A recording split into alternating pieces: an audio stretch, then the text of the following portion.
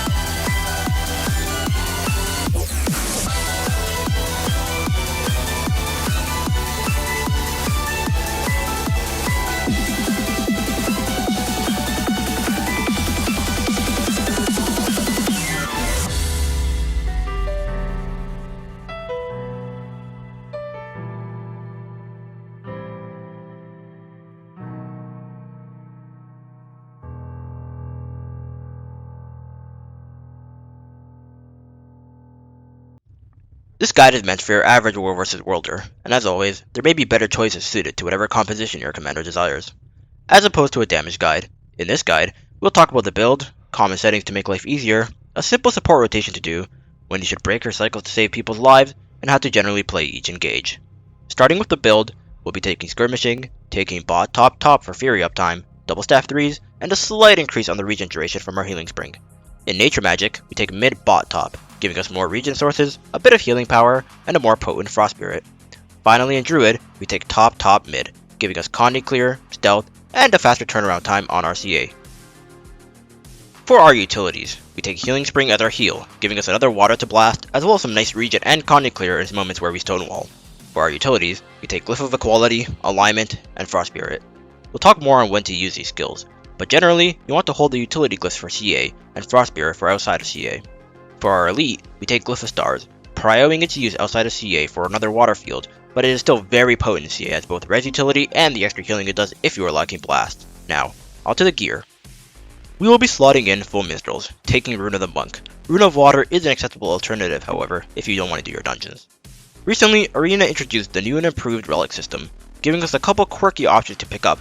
If you don't own the expansion, I recommend Antitoxin Rune as the biggest bang for your buck relic, as a cleansing effect applies per player and not globally, increasing the effect's potency the bigger your group is. Speed is also very good if you find yourself falling behind often, and is a good crush to lean into for newer players.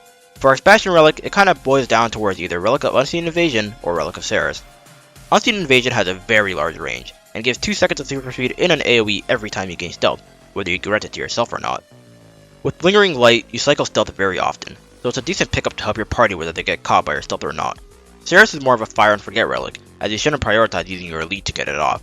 It's more something nice that happens if it does, but there are much better options in your relic slot in my opinion.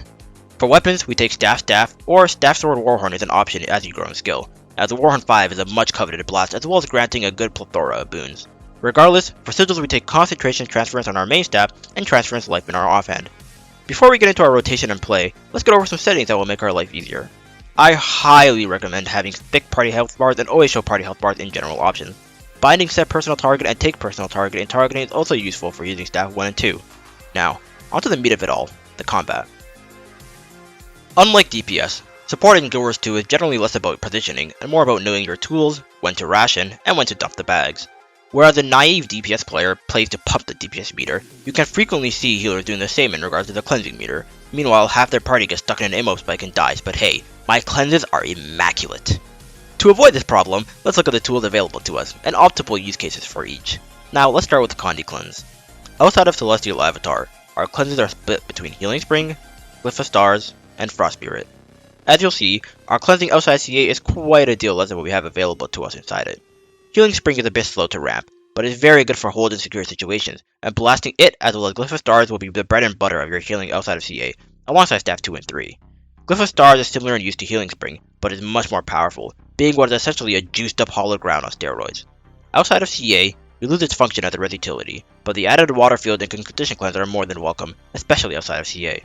Aim to use both Healing Spring and Glyph of Stars on regroup, at other areas moments where you will be taking pressure from the enemy while remaining stationary for a somewhat decent amount of time.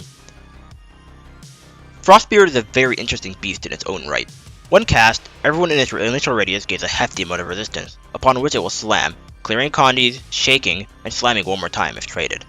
The important interaction to note here is that the resistance is tied to the initial cast, not the shake, so if you want your party to have resistance on the cross, you cannot leave the skill. You pretty much have to make the decision of whether you rather have resistance on the cross or use it as a spike cleanse / blast when through their stack or in the damage. For healing, we're quite limited in ticking heals, our best readily available heal being Staff 2, but blasting your Staff 5, Healing Spring, or Glyph of Stars with your Staff 3 or Warhorn 5 can be a significant healing increase while you build Astral Force or wait for CA's cooldown to come back up. Druid regen, however, is very strong, and contributes to your CA meter, so make sure you're running a Life Sigil and that your healing power is higher than other non-Druids in your squad. Now that we have a good grasp of our skills, let's look at a simple healing rotation we can fall back on when triage isn't our concern. When going into an engage, avoid going into CA too early. It's more optimal to enter CA when its condies start hitting your group, otherwise you lose a very powerful burst cleanse in Druidic Clarity, as well as the ability to go for immobs in base form.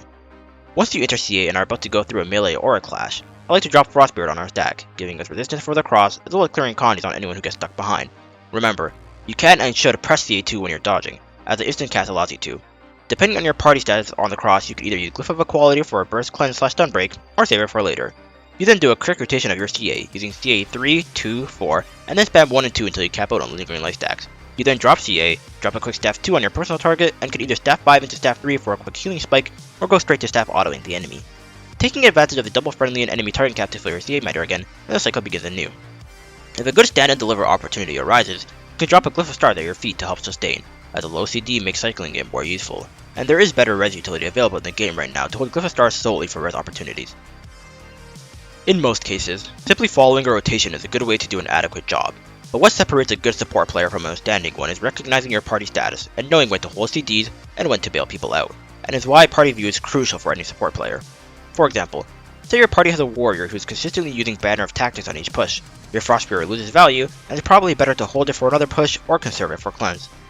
Say your tag does very little slow movements and it's go go go at all hours, it's probably more lucrative to use Spirit of Nature for res utility rather than Glyph of Stars if you're not regrouping often.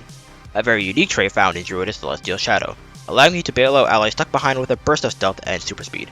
Comboed with Glyph of Equality Stun Break, it is a very powerful way to save allies caught out of position. A lesser known fact is that you can and should stealth down players, which could allow you to secure a res that would otherwise be lost, as object permanence isn't your average World vs. World strong suit. Remember, as support, your job is to keep people off the floor, but don't hold your cards too close to your chest. It's better to blow CD saving someone than to let them die, so long as you communicate to your driver that you're low on sustain because of it. It's important to not fall into the trap of cleanse padding, but it's even more important to obtain a baseline of competency with the class before you start thinking about pacing yourself. It's better to over-deliver when you're new to support than under. There's nothing worse than getting stuck on engage because your support is reactioning too hard, whether it's a firebrand popping Stabilate, resistance not coming out, or people holding burst cleanse too close to their chest. Well, that's it for this edition of a Layman's Guide. Even though it's a little less layman than Berserker, support in of itself is a lot more involved than DPS most of the time, so it is what it is. I'll have build links below, and I will surely not take months for the next guide, Copium. Next up is probably another DPS, maybe Vindicator or Reaper, not sure yet. I'll see you next time, and as always, stay beautiful.